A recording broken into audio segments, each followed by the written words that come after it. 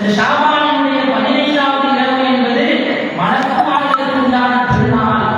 லைலத்துல் கத்ருடைய இரவு இருக்கிறது, அது மலக்குமார்களுக்கு உண்டான திருநாள் என்பதாக நமக்கு சொல்லி தருகிறார்கள் என்றால், அப்படிப்பட்ட ஒரு சிறப்பு மிகுந்த ஒரு இரவிலே நாம் இருக்கிறோம்.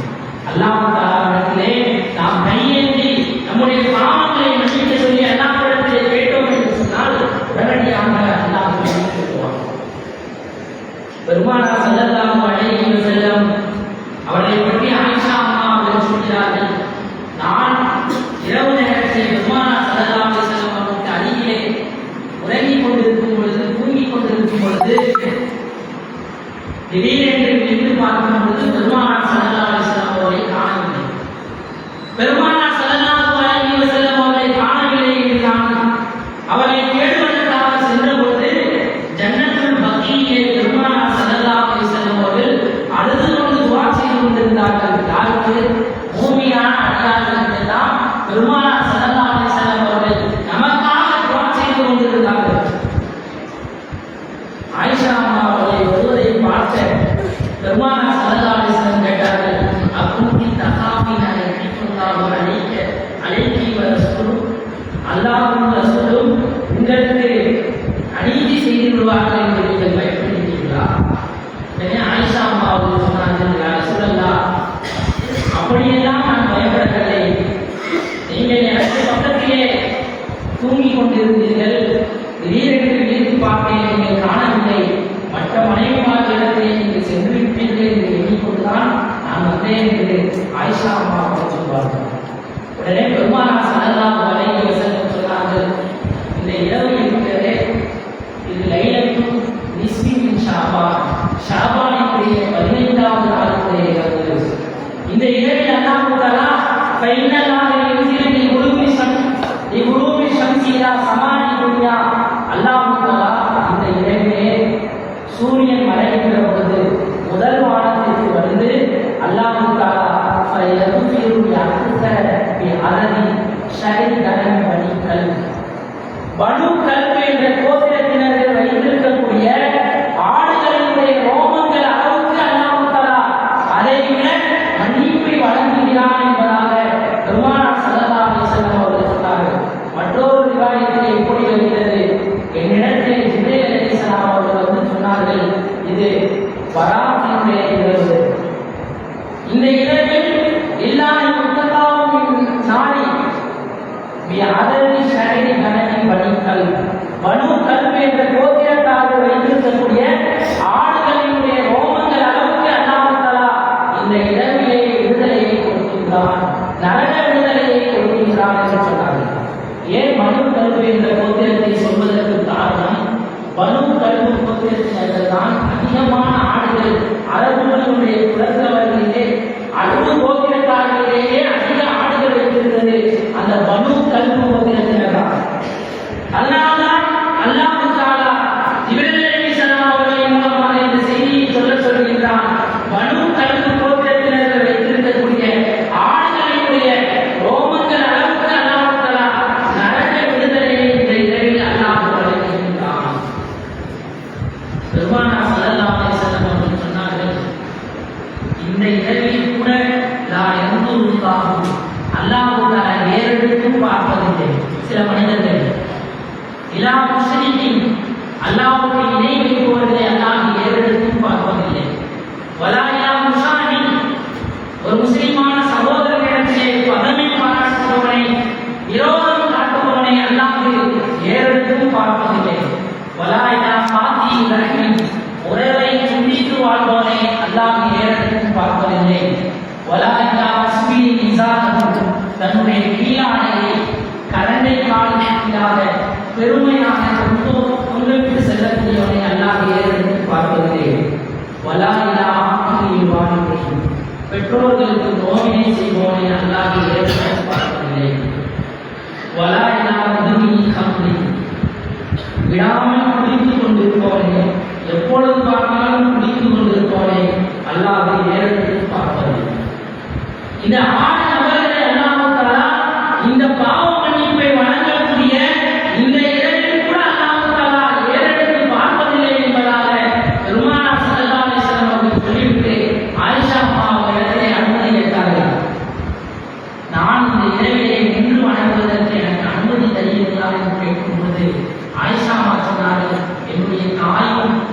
என்னுடைய கண்ணையும் உங்களுக்கு அர்ப்பணமாகுமாறு என்று சொன்னார்கள். பெருமானார் ஸல்லல்லாஹு அலைஹி வஸல்லம் அவர்கள் நீண்ட நேரம் சுஜூதிலே இருந்தார்கள். அல்லாஹ்விடத்திலே துஆ செய்தார்கள். அல்லாஹும்ம இன்னி அஊது பி அஃப்விக மின் இகாப். யா அல்லாஹ், உன்னுடைய மன்னிப்பை கொண்டு உன்னுடைய தண்டனையிலிருந்து நான் பாதுகாப்பு தேடுகிறேன். ஆமென். வபில்லாஹி மின் சஹதி. உன்னுடைய பொருத்தத்தை கொண்டு உன்னுடைய கோப பார்வையை விட்டு யா அல்லாஹ் உன்னிடத்திலே நான் பாதுகாப்பு தேடுகிறேன். உன்னிடமிருந்தே உன்னை கொண்டே உன்னிடமிருந்து நான் பாதுகாப்பு தேடுகிறேன் என்பதாக பெருமானார் ஸல்லல்லாஹு அலைஹி வஸல்லம் அவர்கள் நீண்ட நேரம் சுஜூதிலே இருந்தார்கள். ஆயிஷா சொல்கிறார்கள், பெருமானார் ஸல்லல்லாஹு அலைஹி வஸல்லம் அவர்கள் ரூஹ் கைப்பற்றப்பட்டு விட்டது என்று நான் அஞ்சி அவர்களிடத்திலே சென்று நான் காலை அவர்களிடத்திலே பக்கத்திலே கொண்டு போகும்பொழுதுதான் இந்த துவாவை செய்தார்கள் என்பதாக ஆயிஷா அவர்கள் சொல்கிறார்கள்.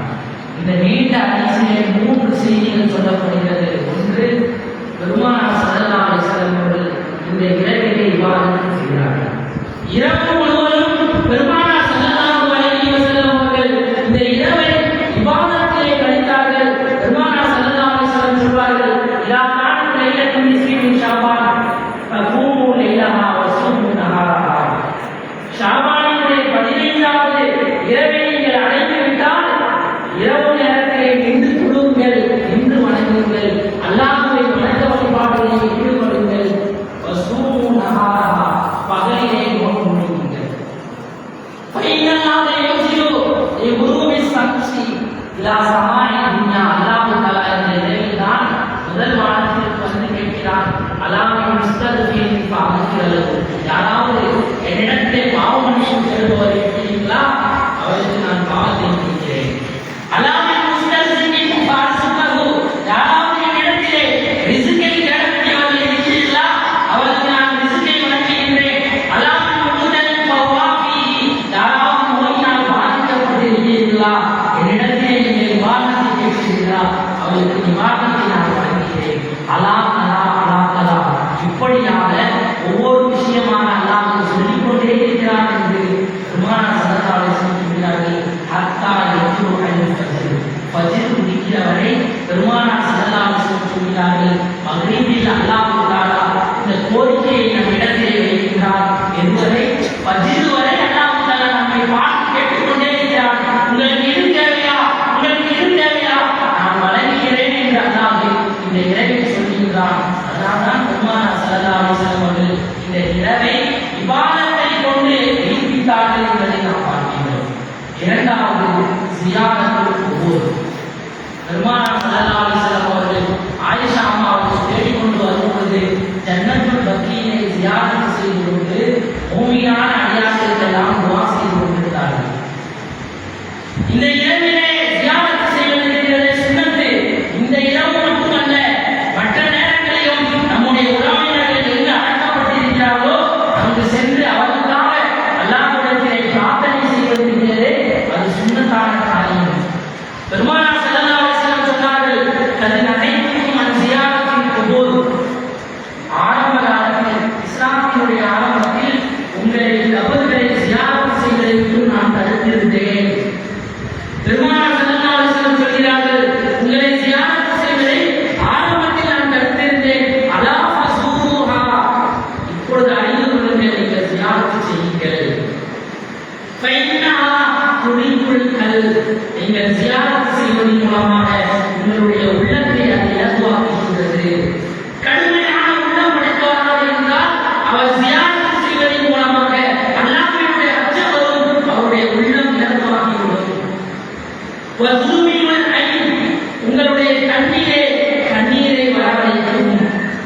வதுதக்கீருல் ஆஹிரா. மறுமையை பற்றி நினைவு கூறும். வலா தக்குலு உத்ரா.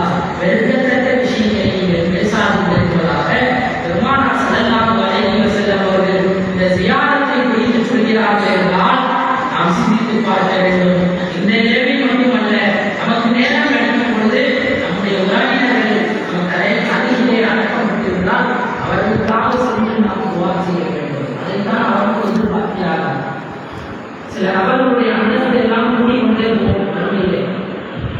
உடனே அல்லாஹ்விடத்திலே அவர்கள் கேட்பார்கள், யாரெல்லாம் எனக்கு எப்படி இந்த அந்தஸ்து கிடைத்தது என்று சொல்லும் பொழுது அல்லாஹ் சொல்வான், இஸ்திக்ஃபார் வலதிக்க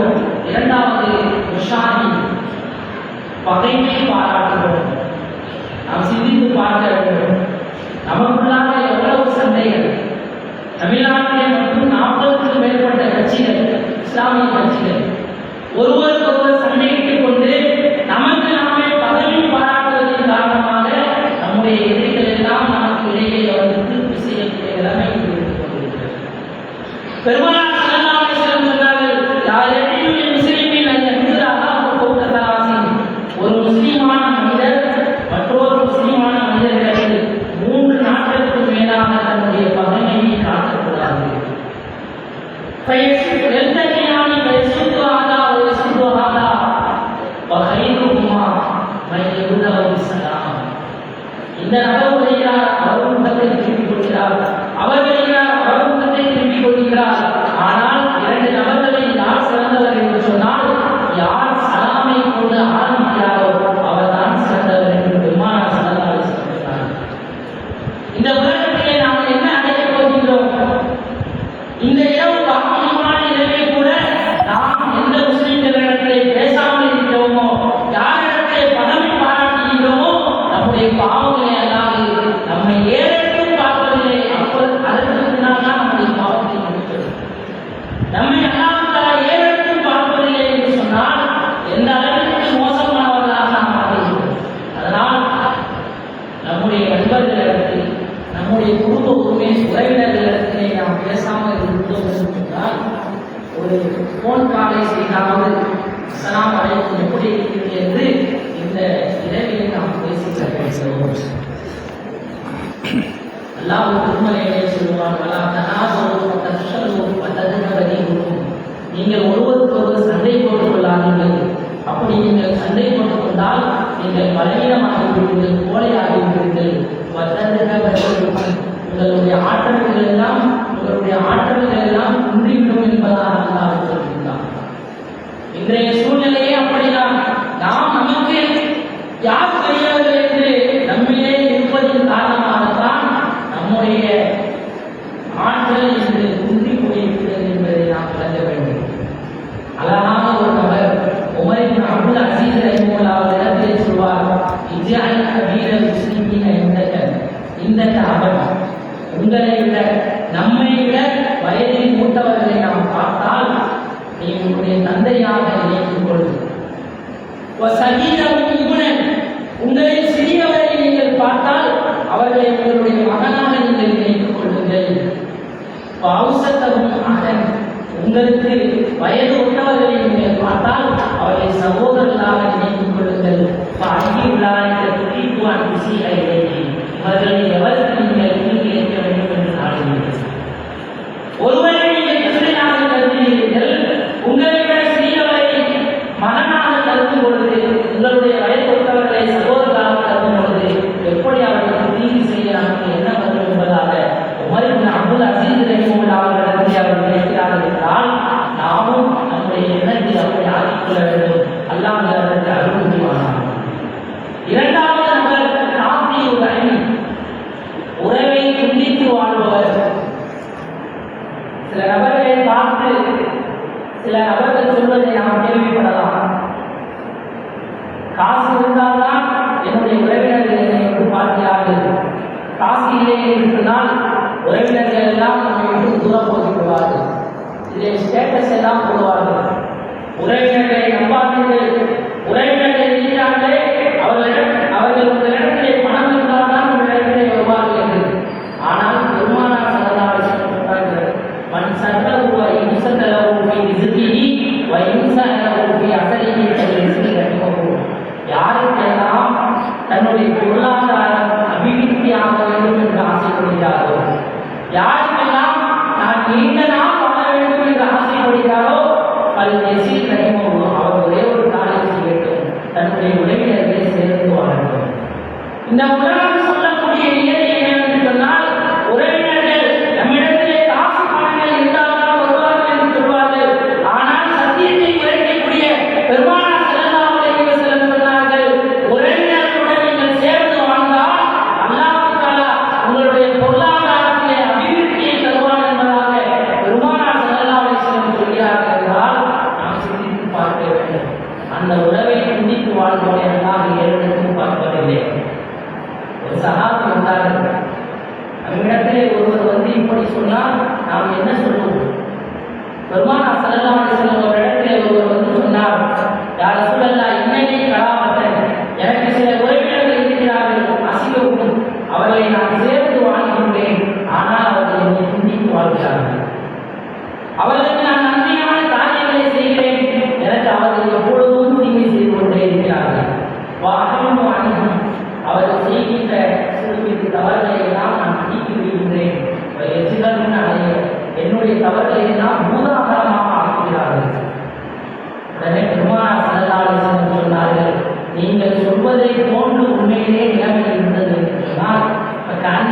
நசிப்பும் அல்ல, அவருடைய முகத்தில் நீங்கள் கரியை பூசிவிட்டீர்கள். இப்படி இருக்கும் காலமெல்லாம் அல்லாஹ் தஆலாவுடைய உதவி உங்களுக்கு இருந்து கொண்டே இருக்கும் என்பதாக பெருமானார் ஸல்லல்லாஹு அலைஹி வஸல்லம் அவர்கள் சொன்னார்களே தவிர நீ உறவுகளை துண்டித்து வாழ்க என்று சொல்கிறேன். நீயும் அதை போன்று நடந்து கொள் என்பதாக எங்கேயும் பெருமானார் ஸல்லல்லாஹு அலைஹி வஸல்லம் அவர்கள் சொல்லவில்லை. நாம் சில நபர்களிடத்திலே கேள்விப்படலாம், அவர்கள் பேசினால் நாங்கள் பேசுவோம், அவர்கள் துண்டித்து வாழ்ந்தால் நாங்களும் துண்டித்து வாழ்வோம் என்பதாக. பெருமானார் ஸல்லல்லாஹு அலைஹி வஸல்லம் சொன்னார்கள், லைசல் வாசியுபில் முகாஃபி, அவர்கள் எப்படி செய்தால் நானும் செய்வேன் என்று சொல்பவன் உறவை சேர்ந்து வாழ்பவன் அல்ல.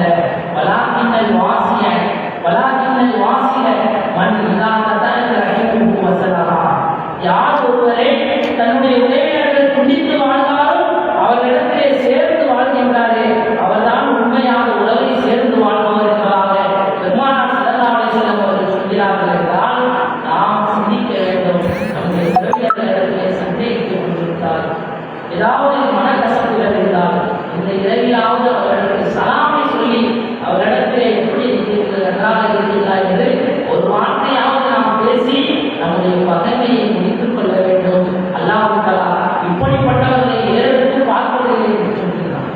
உறவை துண்டித்து வாழ்பவர்களை அல்லாஹ் ஏறெடுத்து பார்ப்பதில்லை என்பதாக பெருமானார் ஸல்லல்லாஹு அலைஹி வஸல்லம் அவர்கள் சொல்கிறார்.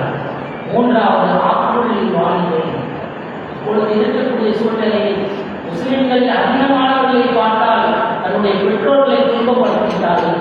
தன்னுடைய பெற்றோர்கள் வயது முதிர்ந்தவர்களாக இருந்தால் அவர்களை துன்பப்படுத்தக்கூடிய சூழ்நிலை தான் இப்பொழுது உண்டாயிருக்கிறது.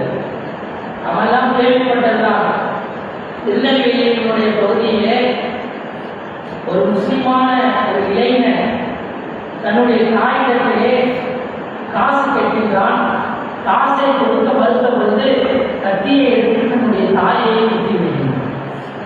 இந்த அளவுக்கு அவலநிலை நம்முடைய சமூகத்திலே நிலவுகிறது என்று சொன்னால் பெருமானார் ஸல்லல்லாஹு அலைஹி வஸல்லம் சொன்னார்கள், யாரெல்லாம் தன்னுடைய பெற்றோர்களை நிந்திப்பார்களோ அவர்களை அல்லாஹ் ஏறெடுத்தும் பார்ப்பதில்லை. ஒரு கவிஞன் அழகாக சொல்லுவான், வீட்டின் பெயரோ அன்னை இல்லம், அன்னை என்பதோ அனாதை இல்லம். வீட்டின் பெயரோ அன்னை இல்லம், ஆனால் அந்த அன்னை இருக்கக்கூடிய இல்லமோ அனாதை இல்லம் என்பதாக இன்றைய கால சூழலை விளக்கி சொல்வார்.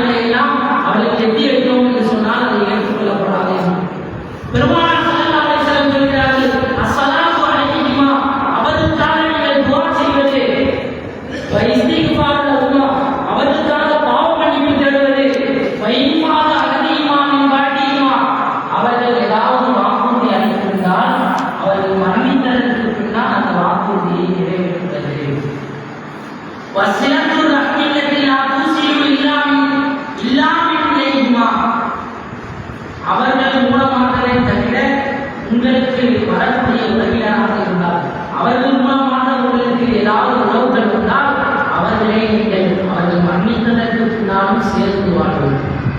தந்தை தான் மன்னித்து விட்டார்களே, தந்தையினுடைய நண்பர் தானே என்று அவர்களை ஒதுக்கி தள்ளிவிடாமல் அவர்களுக்கு கண்ணியம் கொடுப்பது உங்களுடைய பெற்றோர்களுக்கு செய்கிற உபகாரம். வைக்காமல் சதிக்குமா அந்த பெற்றோர்களுடைய நண்பர்களுக்கு கண்ணியம் செய்வது என்று பெருமானார் ஸல்லல்லாஹு அலைஹி வஸல்லம் சொன்னார்கள். அவர்கள் இறந்து விட்டாலும் அவர்களுக்கு செய்ய வேண்டிய கடமை என்பதாக பெருமானார் ஸல்லல்லாஹு அலைஹி வஸல்லம் அவர்கள் சொல்கிறார்கள். இந்த கடமைகளை எல்லாம் யார் தவற விடுகிறாரோ அந்த நபரை அல்லாஹ் தஆலா இந்த இரவில் வேறெடுத்து பார்ப்பதில்லை. நான்காவதாக யார் ஒருவர் இலா முஸ்லிமின் இஸார் தன்னுடைய கீழே தன்னுடைய கரண்டை காலுக்கு கீழாக